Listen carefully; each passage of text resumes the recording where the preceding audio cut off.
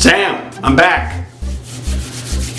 Okay, now, I don't know how old you were when you learned about this. You know, you think you've always known because it's always been out there. It's history.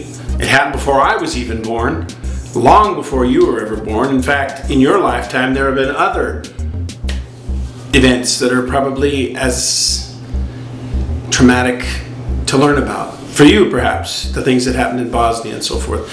But I think the world agrees that this event is a game changer for modern mankind.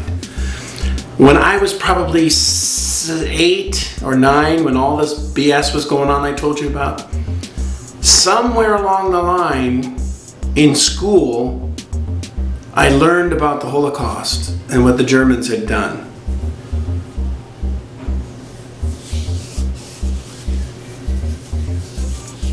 I'll tell you, in my life, learning that made me angry.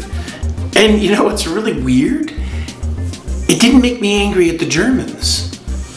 It made me angry that nobody told me.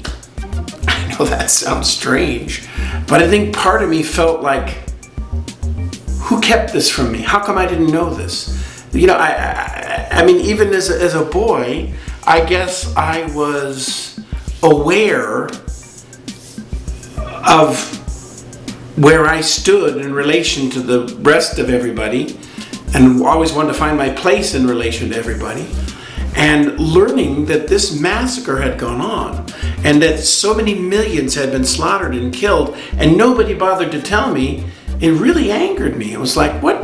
Why did you keep this from me? Isn't that something? That's strange. This is a strange perspective, but I've always had that perspective that when I learned about the Holocaust and all that pain and death,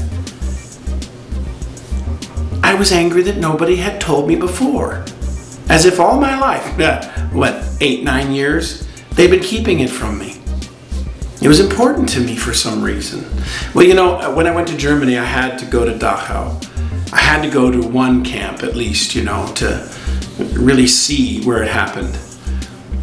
And I think that going to the camp didn't change my life, but going there fulfilled for me a need to see the reality. Not that I doubted it, but to express it and to walk where they were. Those people that died.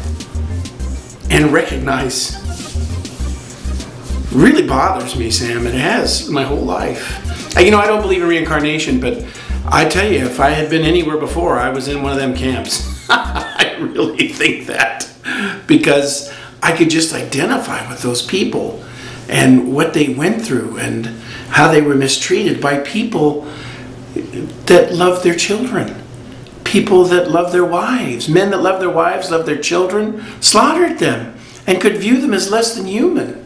And it astounds me to think it happened. And so it made me wonder how in my own life, how do I act like a Nazi guard towards the people I love? Because if they can have that tendency to the extreme, can I have that tendency in a shortened way, maybe in the way I talk or act, to get what I want, the way I treat people?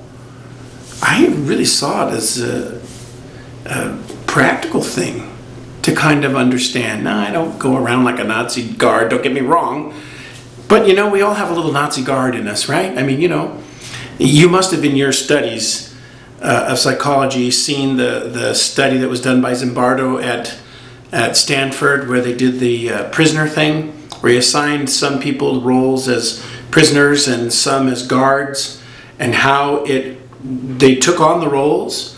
The prisoners acted like prisoners, the guards acted like guards, and the guards became abusive. The power that they had and their camaraderie turned them into abusive individuals towards these play prisoners. And they actually were, what's the word? Come on, man. Sadistic towards them. And they had to stop the study because it was going out of control. You've seen that, right? So there is this absolute power corrupts absolutely, blah, blah, blah.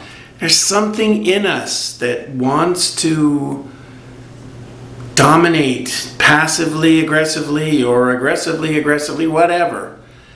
And I think that the core of that is what we see demonstrated with the Holocaust. And I think that the Holocaust as a lesson really was something that has had an effect on me. I think I've always been a pretty compassionate person, and maybe that's where it comes from. I don't know. I just know that learning about the Holocaust really affected me and had a change in how I view things. And that's where the travel came in. Because again, like I said before, I wanted to see, what are the Germans like? I knew some from being exchange students, but I wanted to see the country. I wanted to see, was there something that I could pick out that could bring this to happen? And once I got there, I came to realize that we're Germans too, So, hopefully we'll be the pumpernickel and Tort Germans rather than the truncheon and the gas chamber Germans. That's, kind of a goal I have. Hope you're doing good, Sam. I'll come up with something else. I think I'm on a roll here. I'm in the room. I got the time. It's raining like hell outside. And so I might do another one. I hope you can endure it. But, I'm feeling good. Okay. Bye.